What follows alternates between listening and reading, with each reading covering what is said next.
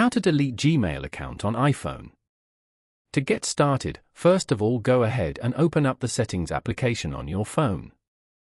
Once you're here, scroll down to the end and tap on Apps. You can view all your phone apps over here.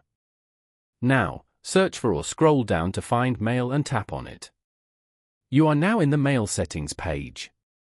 From here, you can add or remove accounts, customize how your mail appears and works and more. Go to Mail Accounts. Then, tap on the mail you want to remove. For example, Gmail. Here, tap on Delete Account below. Keep in mind that if it's your primary account, you will have to use the Gmail app or a browser to access it, and you will lose all the conveniences of the Mail app. Following these steps, you can easily delete Gmail account on iPhone. Thank you for watching. Please leave a like if this tutorial helped you, or leave a comment below if you have any questions related to the video.